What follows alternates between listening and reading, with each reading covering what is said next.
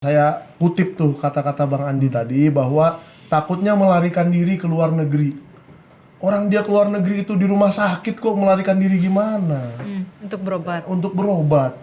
Saya tahu beberapa kali dia ke Pineng, makanya berhalangan waktu kita ajak gelar perkara khusus lah, atau ada acara ini itulah. Lagi di luar negeri, mohon maaf lagi berobat. Itu saya kasih tahu yang saya tahu bener aja, ya kan? Dan menurut saya sih dari awal tidak ada urgensinya mencekal ini. Jadi kalau ini dijadikan alasan untuk dikatakan restoratif justice, menurut saya ngawur juga. Karena restoratif justice itu lagi-lagi mengampuni perbuatannya, bukan mengampuni orangnya. Nah ini dan sekali lagi saya kutip Pak Jokowi ini, saya melaporkan peristiwanya, bukan melaporkan orangnya, kan begitu. Berarti kalau memang restoratif justice ini sudah berjalan dan sudah jadi, berarti dia sudah memaafkan atau mengampuni peristiwa itu. Yang sampai sekarang saya nggak tahu peristiwanya apa ya, 22 Januari dan seterusnya. Saya sih lagi di rumah, lagi tidur hari itu. Dan saya juga terlapor. Nah intinya, kalau memang ini benar-benar sebuah restoratif justice, seharusnya dalam 2-3 hari ke depan ini, Pak Roy Suryo, Bang Rismon Sianipar, Dr. Tifa, Rizal Fadila, Rustam, dan Kurnia mendapatkan surat yang persis sama dengan Bang Egy Sujana. Dan saya juga nggak tahu kenapa itu dicicil-cicil. Harusnya sih, setahu saya, tolong dikoreksi ya pakar-pakar hukum yang mengerti, setahu saya itu satu surat.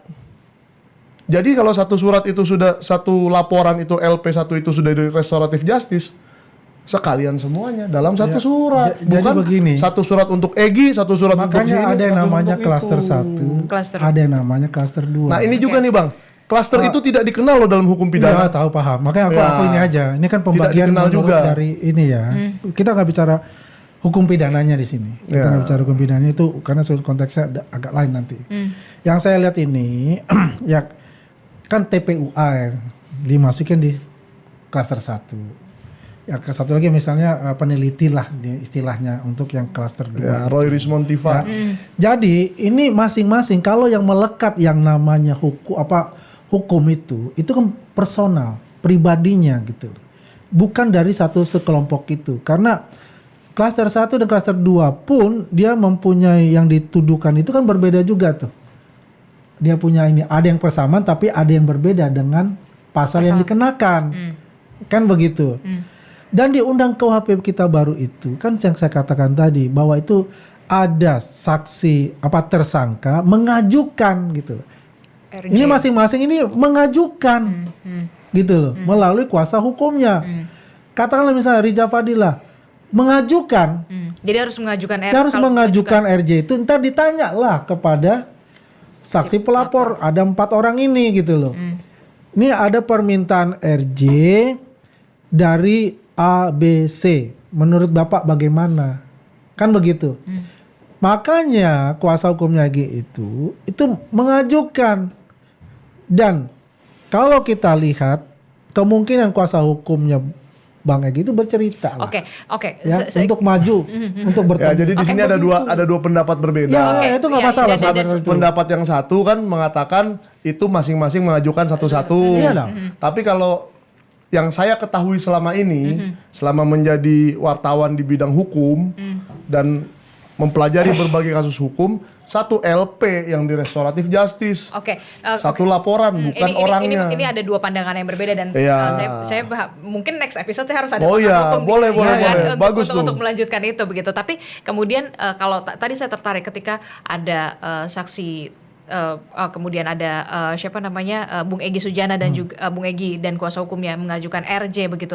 Tapi kemudian yang jadi pertanyaan saya ketika ada orang lain lagi yang kemudian mengajukan RJ dan sowan ke Solo, apakah memang kemudian pintu itu juga akan terbuka lagi? Kan saya dikatakan Pak Jokowi untuk hablum minan nas ya, untuk silaturahmi sesamanya ya, itu dia terima.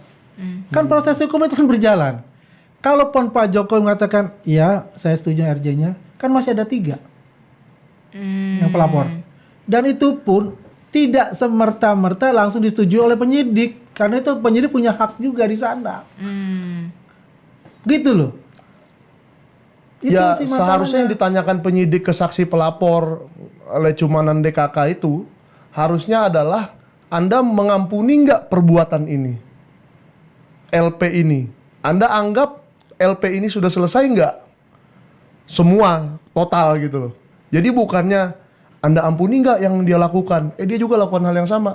Dia diampuni dia nggak ya? Nggak begitu. Tapi emang setuju lah, memang ada orang hukum yang bisa Iya, bicara memang harus atau- ada Ya, karena memang ini setahu saya karena- seperti itu. karena ini karena- bukan persepsi kan pasti berbeda-beda.